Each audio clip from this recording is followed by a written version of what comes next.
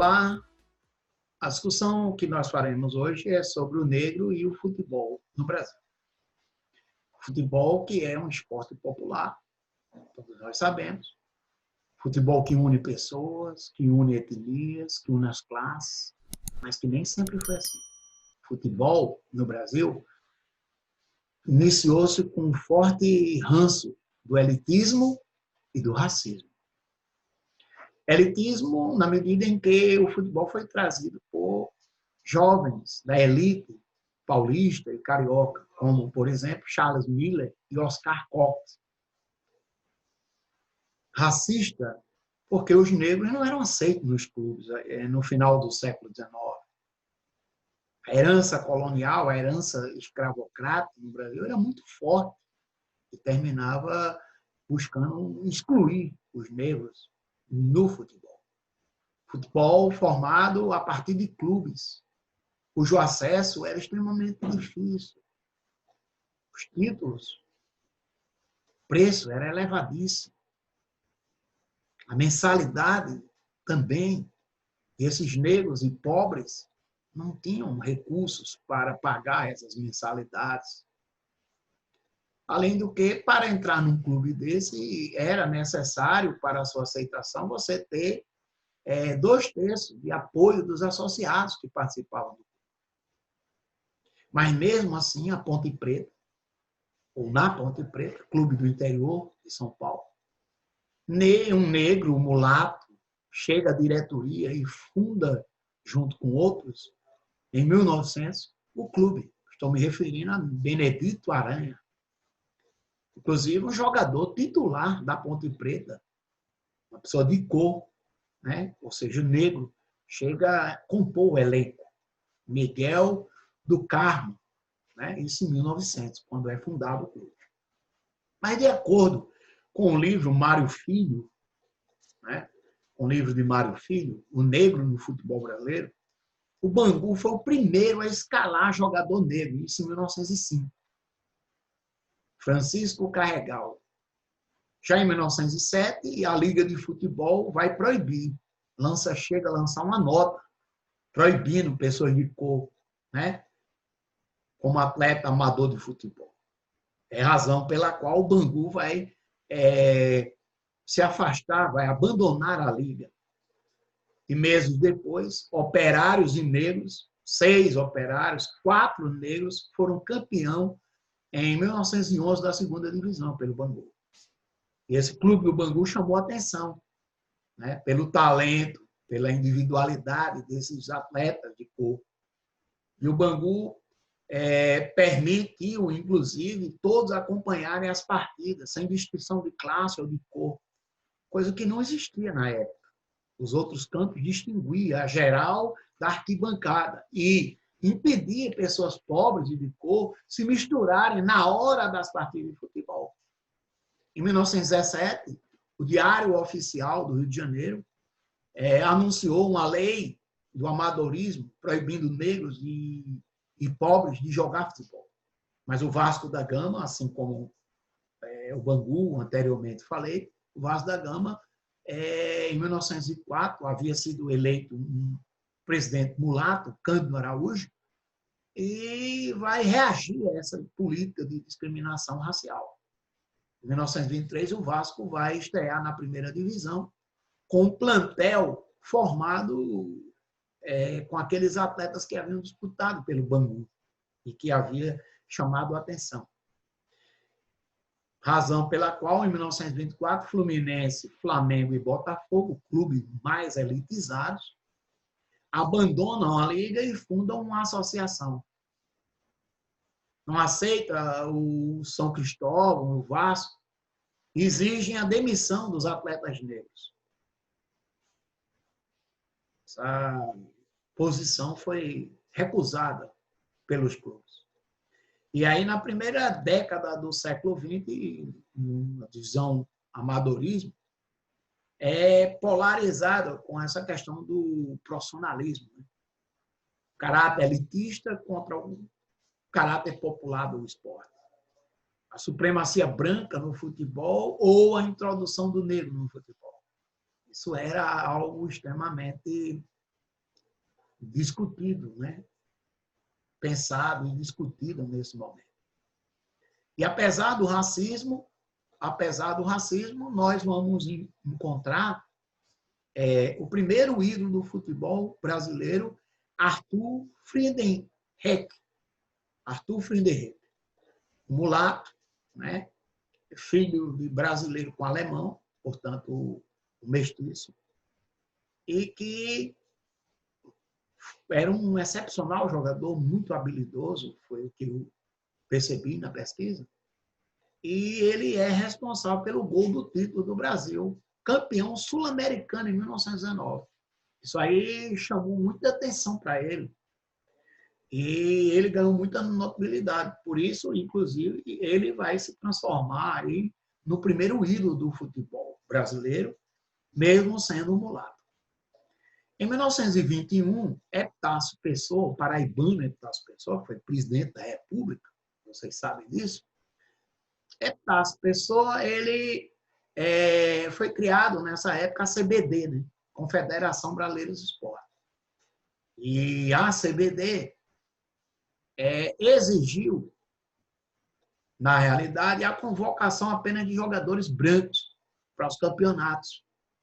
A CBD, que havia sido criada, vai pautar essa questão do racismo, né? Nesse sentido, um jogador negro, de grande qualidade, inclusive, Luiz da Guia, irmão de Domingos da Guia, craque da seleção brasileira, conhecido no futebol nacional, ídolo até hoje, terminou sendo cortado, Luiz da Guia, pela questão racial. Mas, enquanto isso acontecia, paralelamente, nas várzeas, né, no futebol de várzea, futebol amador, era formado equipes e se destacavam muito nessas equipes os negros, pelo drible, pela habilidade, pela ginga, enfim. Paralelamente, também, muitas ligas negras vão começar a surgir. Estou falando de ligas suburbanas, por volta de 1907, mais ou menos. Liga da Canela Preta, onde só jogavam praticamente negros. A Liga dos Pretinhos foi uma forma encontrada pelos negros de se inserir no mundo do futebol, muito embora sem remuneração. Nesse sentido, os dirigentes de futebol da época começaram a perceber esse talento do negro no esporte e oferecer empregos para muitos deles. Jogadores bons de bola, negro, era chamado para trabalhar em estabelecimentos comerciais, empresas desses dirigentes que também eram empregadores. E aí eles trabalhavam nessa empresa e funcionavam como funcionários fantasmas, né? Porque na época era proibido, por exemplo, jogar futebol nesses clubes se você não tivesse uma profissão, né? Já que o futebol não era profissional, você tinha que ter uma profissão para ficar. Então você era empregado dentro dessas empresas, desses dirigentes, para poder justificar o fato de você ter emprego e por isso você praticar o futebol. E nesse sentido, muitos negros e pobres são contratados com esse fim. Não para trabalhar precisamente naquela empresa, mas para jogar pelo time do dirigente que era dono daquela empresa. Entendeu? Enfim, o que vai ocorrer é que o pagamento era prêmios por vitórias, o chamado bicho, que era proibido, mas que existia, que era recorrente. Como é recorrente até hoje no mundo do futebol. O sucesso do Vasco, em 1923, também é algo que precisa ser analisado. O Vasco, para vencer, é preciso ter negro, então o Vasco pegou e colocou negro no seu time, né? Colocou negros no seu time, colocou jogadores operários no seu time, certo? Nessa perspectiva de que o esporte seria uma segunda fonte de renda, o esporte seria uma possibilidade de ascensão social para esses negros. Mas o fato é que o Vasco vai fazer isso. Em 1932, jogadores na Gazeta Esportiva lança um manifesto, o direito à profissão de jogador de futebol no Brasil. A Itália vai importar vários jogadores sul-americanos de origem italiana. A Espanha também sequer vai pedir essa relação, né? Mas também vai levar muitos jogadores para a Espanha, né? Assim como a Itália. O Uruguai também, e a Argentina, né? Vai perder muitos jogadores e vai adotar o profissionalismo em 1931 e levar muitos jogadores brasileiros vão ser atraídos para esses países, Uruguai e Argentina.